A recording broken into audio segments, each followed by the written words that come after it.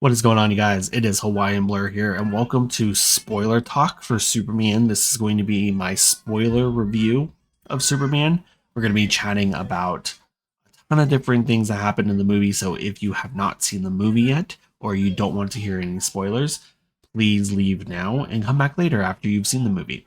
Anyways, if you're new here, hello, welcome. Hit the like button, subscribe. Follow me over on Twitch where I play games. Follow me over on TikTok where you can see clips of things that I'm talking about and doing. But anyways, on with the review. Spoiler talk, chat, whatever you want to call this. If you haven't seen my review, I gave this movie a 9 out of 10, 4 out of 5, whatever scale you want to put it on. This movie was fan freaking tastic. I absolutely loved it. As a diehard Superman fan, this is everything that I was hoping for. Now, not to mention, like, I've loved every single Superman iteration that I've seen, except for maybe like the Supergirl Superman. Other than that, like Tyler Hoechlin fixed it by doing Superman and Lois. So there's that. But Tom Welling, he's the Superman that I grew up with. He's the one that I will always cherish. I literally have been watching Smallville. Like, I watch it constantly. Um, Tyler Hoechlin is kind of like our final Superman before getting this version of Superman, and he killed it with Superman and Lois. He like literally like teed it up for like he set it up for success. Like, I think that he really ended things on a great note for the CW. Um, then we have Henry Cavill, who portrayed Superman during a time where we were kind of hoping for a DC universe or a DC multiverse, and that just didn't happen. Unfortunately, we didn't get any good traction with that. We got our Justice League movie, which was very poor received. Snyder Cut came out years later, 4-hour movie, and we got the Justice League movie that we were kind of wanting, but that was the end of it. The Flash movie came out and it ended the DCEU, and after that, we had to start off fresh with James Gunn's Superman. And let me tell you, we're ready. Like, this sets up the DC universe moving forward. Um, you have the Justice Gang, which I'm pretty sure is going to eventually turn into the Justice League. We have Superman, who he's not super strong yet. Like, he's not the Man of Steel that we're used to seeing, but he's turning into it. He's only been Superman for 3 years at the time of viewing this movie. So he still has a lot to learn, a lot to like grow from, but he stands for like the literal incarnation of truth and hope and good. And that's what he stands by. Um Things I wanted to talk about. There's some key things, key spoilers that I wanted to mention that kind of help this review go along. So first and foremost, I want to talk about the Jor-El and Laura change that they made in the movie. So typically, Superman is sent from Krypton during its destruction, and he's sent as a baby to come to Earth to live out his life and be raised by good people, and eventually serve the people of Earth as their savior, basically, or their hero, their best hero. This movie does a change that's probably not going to be welcomed by a lot of people, but it's a change that I'm familiar with, especially if you watch the newest animated version of Superman called what's it called, My Adventures with Superman. Um, that Krypton lore is basically very similar, where they sent Superman there to conquer Earth, and that's basically what we hear Bradley Cooper's Jor-El say in this version. When the movie starts, we only get the first half of the message, and the message basically says like, "Hey, we sent you here because our planet's being destroyed, and we want you to do good for these people."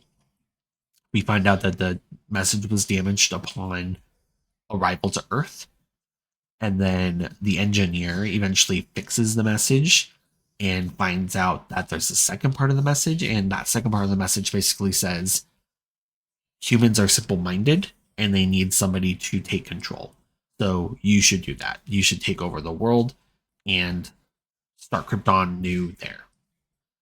That was not taken lightly by a lot of people that I've seen talk about it. So there's a lot of, people that are really, really, really. Again, I get it. I'm not going to spend too much time on it, but that's one of those things that they did. Did it change? Do I hate it? No. Do I mind it? No. I know other people are going to hate it. I know other people are going to mind it, but I do think that it's something that helps define who Superman is in this movie, and I think it's a great change. So other things that they did. Let's talk about Ultraman. So Ultraman, trying to figure out who Ultraman is throughout this entire movie. He's this mysterious character. The Baravian hero that is mentioned, the Hammer of Baravia, that we see in the trailers. Him and Ultraman are one and the same. The Hammer of Baravia is a fake cover for Ultraman because they're trying to cause conflict between Baravia and the United States. Ultraman is, again, you never see his face for majority of the movie, but there's lots of hints to who his identity is, and eventually you'll notice, especially I think like the key thing like that got me onto, oh, I know who this is, was when Lex travels to the Arctic and the fortress rises from the ground and lets them inside with Ultraman there. The only way to get into the fortress is with Superman's DNA. So, lo and behold, when Superman finally beats down Ultraman enough to have the mask tear off, it is revealed that it is none other than Kal-El himself, aka David Cornsweet, aka Superman. A lot of people hated that, from what I can tell, or they were kind of like not really understanding. I get it from a setup perspective. And that's another thing that I've seen people talk about that I want to get into here too, is that a lot of people have been saying like, oh, Superman killed Ultraman. Ultraman's not dead, guys. If Superman can survive a black hole, Ultraman can survive a black hole. The only reason Superman was scared of the black hole is because he doesn't know. He doesn't know if he'll survive a black hole because he's never flown into one before. But Superman can survive a black hole. And if he can survive a black hole, Ultraman can survive a black hole. Therefore, Ultraman's not dead and Superman did not kill anybody. Now, what does this mean for Ultraman? He's a clone of Superman, first and foremost. He has no brain, has this aimed hatred towards Superman, which is due to Lex training him.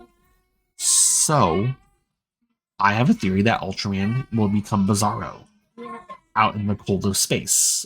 He's out in the cold of space right now through this black hole. I think he's going to become Bizarro. That's kind of like my theory behind it, and I think I'm pretty accurate with that. Now, my final thing I want to talk about is Supergirl. So, Supergirl, Millie Alcock makes a cameo at the end of this movie, which I didn't think was needed, but it was very much welcomed. It was really cool to see her kind of come in. Crypto, you find out Crypto is not Superman's dog, it's her dog, which is partly why he was not really listening to Superman at all. But also, it doesn't sound like he listens to Supergirl at all either. But she comes in flying in drunk, like super drunk, which is super hilarious. And it kind of gives like a little tease of who she is and what she's kind of like going through.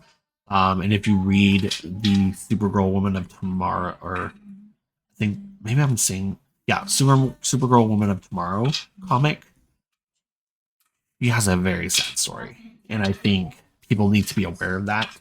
They're not going to be aware of that when they see her cameo. They're just going to think that it's a silly cameo, but there's a lot deeper to that cameo. But Anyways, guys, that's kind of like my spoiler talk that I wanted to give. I really enjoyed the movie. I'm super excited for when Superman 2 comes out because I'm pretty sure it's going to get a sequel. Sounds like we're going to be getting a Mr. Terrific show or movie. Mr. Terrific was phenomenal in this. I'm so glad that the actor's finally getting his kudos after what Fox did to him. Um, but yeah, let me know what you guys thought. I'm gonna just gonna keep seeing this movie, guys. It was so good. But anyways, mahalo. Peace out. Have a great night or day, whatever it is.